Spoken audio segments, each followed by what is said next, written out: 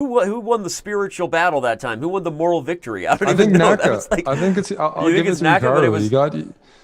He won. I mean, sorry, he drew down a I piece guess so, and but with his it opponent just with a check. such a back and forth affair. And I guess if you're Magnus Carlsen, every game off the total game clock gets you closer to being the 2017 Speed Chess champion. But another Chess 960 battle here, Eric. What do we got? We've got Knights on the Rim, and um, here we go. F4. Big pawns. Well, Hikaru won the last game by getting in a really tough position and fighting Yeah, I back. was going to say last time he won by getting a lost position and then He's accepting the gift. So. a couple of his wins have actually come that way, and that's to be expected. Yeah, well, obviously Magnus does that better than anybody, and that's why it's a game and not a science. If it was solved, we'd all just be bowing at the feet of Alpha Zero, which may happen at some point in the very near future. Look at that F7 hanging right there. I have an answer for you. Yeah. Well, F7 E4 was hanging, right? No, but there was no, but before, if F6 was played, there was this really weird 96 queen trap. I was gonna say the answer is we won by that game because Magnus finally blundered and like looked human for a moment. I think we won as the plebs. As a race, as a species. Yes. Yeah. Because it's been a pretty scary showing in endgames from Magnus today. Yeah. Well, White is better here. I had to highlight that funny moment of the F7 pawn because those are some of the weird, unique things that happen in Chess 960 that don't happen in normal games, where you get the pieces kind of awkwardly in front of each other. You see this rook on G7 blocking the bishop on H8. I like Hikaru's chances here. He's at least got some space. He's gonna probably plug up the light squares somehow, right? Get a queen. I'd love to have a bishop on G2, but just get some. Yeah, cover up E5. Probably king needs to be safe because I'm a little worried about this. This A8 to H1 diagonal is up for grabs. Yep. Whoever gets there first, it's a very important diagonal. Got a lot of light squares that are vulnerable, and it looks like Magnus is immediately going for queen C8, attacking G4, and yes, maybe queen B7 happens on a good day.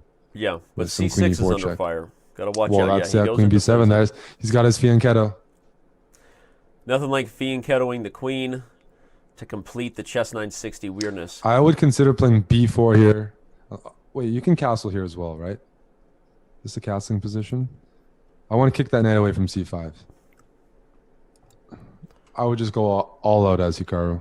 B4. King B2. Vamos. Queen check? No. Well, you got to get the rook off this diagonal. I would. Okay. Okay, so it's a positional approach. Trade the queens, and this D6 pawn is going to be a weakness. He'll drop the king on A1, bring the rook to the D file, and try to focus in on this weak D6 pawn. Do it. Drop the king on A1. Rekharovka. There you go. There you go. The D6 pawn is weak, and White has winning chances.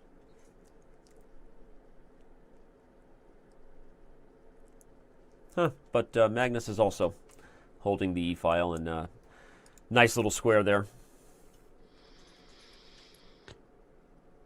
Must win situation. So G4.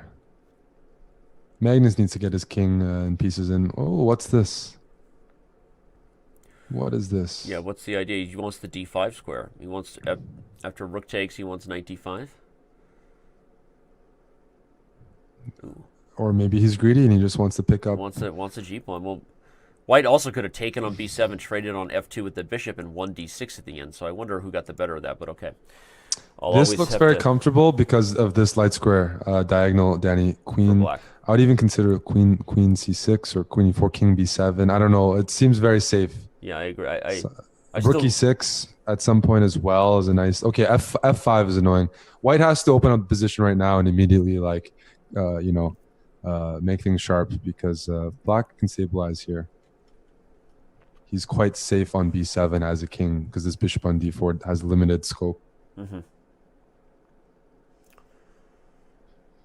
So he needs to find a way to work his way in.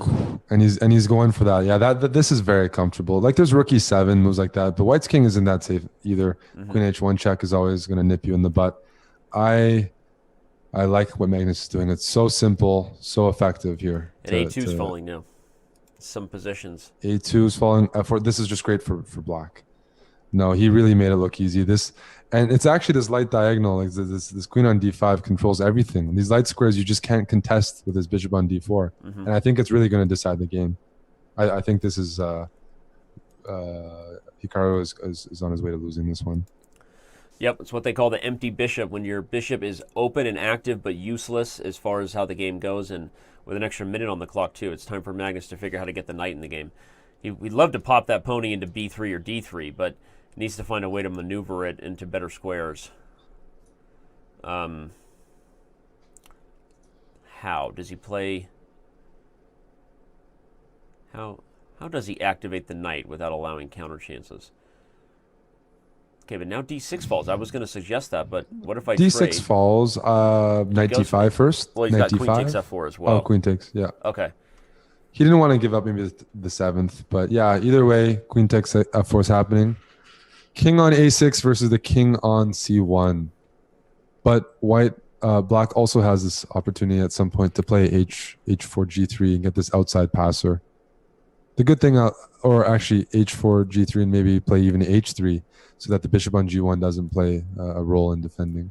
Yeah, that was the right transition. You didn't want to play the queen endgame. So now the knight Hikaru's can up a dominate the pawn, bishop. yet it looks very scary. So king c2 here, or b3 first. Bring the king to the center. King c2 or king d2, king d3.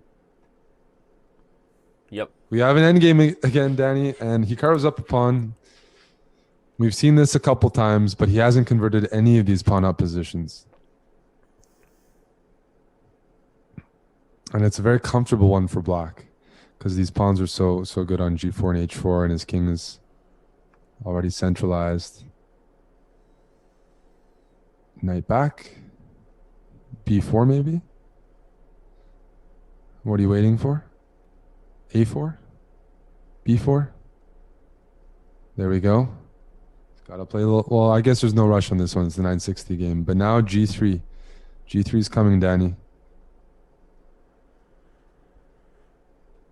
Yeah. It's always interesting to see black convert on an edge, even though he's down a pawn. It reminds you of that famous, what is it? The famous Karpov win. Mm-hmm. So if g3, he's planning to play bishop g1 and just hold the door.